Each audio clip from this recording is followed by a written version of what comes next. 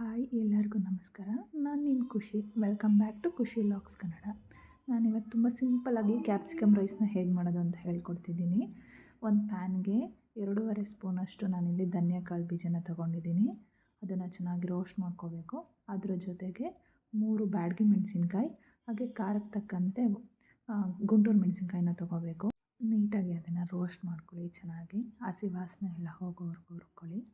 ಇವಾಗ ಅದಕ್ಕೆ ನಾನು 1 ಗೆಡ್ಡೆ ಅಷ್ಟು ಬೆಳ್ಳುಳ್ಳಿನ ತೊಗೊಂಡಿದ್ದೀನಿ. ಬೆಳ್ಳುಳ್ಳಿ ಅಷ್ಟೇ ಚೆನ್ನಾಗಿ ರೋಸ್ಟ್ ಮಾಡ್ಕೊಳ್ಳಿ. ಇವಾಗ ರೋಸ್ಟ್ ಮಾಡ್ಕೊಂಡಾದಮೇಲೆ ಅದಕ್ಕೆ ಒಂದು 10 ಎಲೆಯಷ್ಟು ನಾನು ಕರ್ಬೇವಿನ ಸೊಪ್ಪನ್ನ ತೊಗೊಂಡಿದ್ದೀನಿ. ಕರ್ಬೇವಿನ ಸೊಪ್ಪು ಸ್ವಲ್ಪ ಬಿಸಿ ಮಾಡಿಕೊಂಡ್ರೆ ಸಾಕಾಗುತ್ತೆ. ಕರ್ಬೇವಿನ ಸೊಪ್ಪು ಕೂಡ ಬಿಸಿ ಆದಮೇಲೆ ಆ ಪ್ಯಾನ್ನ ತೆಗೆದಿಟ್ಕೊಳ್ಳಿ. ಇವಾಗ ಇನ್ನೊಂದು ಪ್ಯಾನಿಗೆ ನಾನಿಲ್ಲಿ ಕಡಲೆ ಬೀಜನ ತೊಗೊಂಡಿದ್ದೀನಿ. ಕಡಲೆ ಬೀಜನೂ ಅಷ್ಟೇ ಚೆನ್ನಾಗಿ ರೋಸ್ಟ್ ಮಾಡ್ಕೋಬೇಕು. ಕಡಲೆ ಬೀಜ ಚೆನ್ನಾಗಿ ರೋಸ್ಟ್ ಆದಷ್ಟು ಟೇಸ್ಟ್ ಚೆನ್ನಾಗಿರುತ್ತೆ. ನಾನಿಲ್ಲಿ ಇವಾಗ ಅದಕ್ಕೆ 1 ಸ್ಪೂನಷ್ಟು ಕಡಲೆಬೇಳೆನ ಸೇರಿಸ್ಕೊತಾ ಇದ್ದೀನಿ. ಕಡಲೆಬೇಳೆನೂ ಅಷ್ಟೇ ನೀಟಾಗಿ ರೋಸ್ಟ್ ಮಾಡ್ಕೋಬೇಕು. ಅದ್ರ ಜೊತೆಗೆ 1 ಸ್ಪೂನಷ್ಟು ಉದ್ದಿನಬೇಳೆ, ಅದು 3 ಹಾಕ್ಬಿಟ್ಟು ನೀಟಾಗಿ ಮಿಕ್ಸ್ ಮಾಡ್ಕೊಳ್ಳಿ. ಅದ್ರ ಜೊತೆಗೆ ನಾನಿಲ್ಲಿ ಸ್ವಲ್ಪ ಒಂದು ಅರ್ಧ ಸ್ಪೂನಷ್ಟು ಜೀರಿಗೆನ ತೊಗೊಂಡಿದ್ದೀನಿ. ಹಾಗೆ 1/4 ಟೇಬಲ್ ಸ್ಪೂನಷ್ಟು ಮೆಣಸು ಕೂಡ ಸೇರಿಸ್ಕೊತಾ ಇದ್ದೀನಿ. ಈಗ ಇಷ್ಟೂ ಅಷ್ಟೇ ಚೆನ್ನಾಗಿ ರೋಸ್ಟ್ ಮಾಡ್ಕೊಳ್ಳಿ. ಇದಿಷ್ಟು ಸ್ವಲ್ಪ ಒಂದು ಬ್ರೌನ್ ಕಲರ್ ಬರೋ ಅಷ್ಟು ರೋಸ್ಟ್ ಮಾಡಿಕೊಂಡ್ರೆ ಸಾಕು. ಇವಾಗ ನೀವೇ ನೋಡ್ಬೋದು ಚೆನ್ನಾಗಿ ರೋಸ್ಟ್ ಆಗಿದೆ. ಇವಾಗ ಇದಕ್ಕೆ ನಾನು 1-2 ಸ್ಪೂನಷ್ಟು ತುರಿದಿರೋ ಕೊಬ್ಬರಿ ತುರಿನ ಸೇರಿಸ್ಕೊತಾ ಇದ್ದೀನಿ. ಕೊಬ್ಬರಿ ತುರಿ ಹಾಕಿದ್ರೇ ಟೇಸ್ಟ್ ಇದಕ್ಕೆ. ಕೊಬ್ಬರಿ ತುರಿನ ಅಷ್ಟೇ ಸ್ವಲ್ಪ ಹೊತ್ತು ಬಿಸಿ ಆದಮೇಲೆ ಅದನ್ನು ತೆಗೆದಿಟ್ಟು ಇವಾಗ ನಾನು ಅದೇ ಪ್ಯಾನಿಗೆ ಸ್ವಲ್ಪ ಎಣ್ಣೆನ ಸೇರಿಸ್ಕೊತಾ ಇದ್ದೀನಿ. ಎಣ್ಣೆ ಇವಾಗ ಚೆನ್ನಾಗಿ ಬಿಸಿ ಆದಮೇಲೆ ಅದಕ್ಕೆ ಒಗ್ಗರಣೆಗೆ ಸಾಸಿವೆ ಚೆನ್ನಾಗಿ ಸಿಡಿದ್ಮೇಲೆ ಅದಕ್ಕೆ ಕಡಲೆಬೇಳೆ ಒಂದು ಸ್ವಲ್ಪ, ಹಾಗೆ ಉದ್ದಿನಬೇಳೆ ಕೂಡ ಸೇರಿಸ್ಕೊತಾ ಇದ್ದೀನಿ. ಹಾಗೆ ಒಂದು ಸ್ವಲ್ಪ ಜೀರಿಗೆ ಕೂಡ ಸೇರಿಸ್ಕೊಂಡಿದ್ದೀನಿ.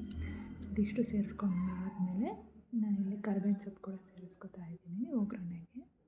ಇವಾಗ ಇದು ಚೆನ್ನಾಗಿ ಕರ್ಬೇವಿನ ಸೊಪ್ಪು ಕೂಡ ಫ್ರೈ ಆದಮೇಲೆ ನಾನಿಲ್ಲಿ 2 ದೊಡ್ಡ ಸೈಜಿಂದ ಈರುಳ್ಳಿನ ಕಟ್ ಮಾಡಿ ಇಟ್ಕೊಂಡಿದ್ದೀನಿ. ಅದನ್ನು ಕೂಡ ಸೇರಿಸ್ಕೊತಾ ಇದ್ದೀನಿ. ಈರುಳ್ಳಿನ ಚೆನ್ನಾಗಿ ಫ್ರೈ ಮಾಡ್ಕೋಬೇಕು. ಈರುಳ್ಳಿನ ನೀಟಾಗಿ ಫ್ರೈ ಮಾಡ್ಕೊಳ್ಳಿ. ಈರುಳ್ಳಿ ಎಷ್ಟು ಫ್ರೈ ಆಗುತ್ತೆ ಅಷ್ಟು ಟೇಸ್ಟ್ ಚೆನ್ನಾಗಿರುತ್ತೆ. ಇವಾಗ ಈರುಳ್ಳಿ ಜೊತೆಗೇ ನಾನಿಲ್ಲಿ ಕ್ಯಾಪ್ಸಿಕಮ್ ಕೂಡ ಸೇರಿಸ್ಕೊತಾ ಇದ್ದೀನಿ. ನೀಟಾಗಿ ತೊಳೆದು ಒಂದೇ ಸೈಜಲ್ಲಿ ಕಟ್ ಮಾಡಿ ಇಟ್ಕೊಂಡಿರೋಂಥ ಕ್ಯಾಪ್ಸಿಕಮ್ನ ನಾನು ಇಲ್ಲಿ ಸೇರಿಸ್ಕೊತಾ ಇದ್ದೀನಿ. ಕ್ಯಾಪ್ಸಿಕಮ್ ಬೇಯೋಕ್ಕೆ ಮ್ಯಾಕ್ಸಿಮಮ್ ಒಂದು 10 ಮಿನಿಟ್ಸ್ ಸಾಕು. 10 ಮಿನಿಟ್ಸ್ ತುಂಬ ಜಾಸ್ತಿ ಆಗುತ್ತೆ ಅನಿಸುತ್ತೆ. ಸ್ವಲ್ಪ ಅದಕ್ಕೆ ಉಪ್ಪು ಕೂಡ ಸೇರಿಸ್ಕೊತಾ ಇದ್ದೀನಿ. ಆವಾಗಲೇ ಅನ್ನ ಮಾಡುವಾಗ ಉಪ್ಪು ಸೇರಿಸ್ಕೊಂಡಿರ್ತೀವಿ, ನೋಡಿ ಸೇರಿಸ್ಕೊಳ್ಳಿ. ಕ್ಯಾಪ್ಸಿಕಮ್ ಕೂಡ ಚೆನ್ನಾಗಿ ಫ್ರೈ ಆದಮೇಲೆ ಅದಕ್ಕೆ ನಾವು ಏನು ಆವಾಗಲೇ ಮಸಾಲಾನ ಫ್ರೈ ಮಾಡ್ಕೊಂಡಿದ್ವಿ ಅದನ್ನು ಪುಡಿ ಮಾಡಿ ಇಲ್ಲಿ ಸೇರಿಸ್ಕೊತಾ ಇದ್ದೀನಿ. ಇದಕ್ಕೇನು ನೀರು ಹಾಕೋ ಅವಶ್ಯಕತೆ ಇರೋಲ್ಲ. ಜಸ್ಟ್ ಅದನ್ನು ನೀಟಾಗಿ ಮಿಕ್ಸ್ ಮಾಡಿಕೊಂಡ್ರೆ ಸಾಕು. ಸ್ವಲ್ಪ ಹೊತ್ತು ಸ್ಮೆಲ್ ಹೋಗೋವರೆಗೂ ಅಷ್ಟೇ. ಇದಕ್ಕೆ ಚೆನ್ನಾಗಿ ಮಿಕ್ಸ್ ಮಾಡ್ಕೊಂಡಿದ್ದೀನಿ. ಹಾಗೆ 1-3 ಮಿನಿಟ್ಸ್ ಅದಕ್ಕೆ ಕೂಡ ಅದು ಕ್ಯಾಪ್ಸಿಕಮ್ ಜೊತೆಗೆ ಫ್ರೈ ಆಗೋ ಥರ ಬಿಟ್ಕೊಂಡಿದ್ದೀನಿ. ಇವಾಗ ಫ್ಲೇಮ್ನ ಆಫ್ ಮಾಡ್ಕೊಂಡು ನಾನಿಲ್ಲಿ ಅನ್ನ ಕೂಡ ಸೇರಿಸ್ಕೊತಾ ಇದ್ದೀನಿ. ಅನ್ನನ ನೀಟಾಗಿ ಅದರ ಜೊತೆಗೆ ಬೆರೆಸ್ಕೊಳ್ಳಿ.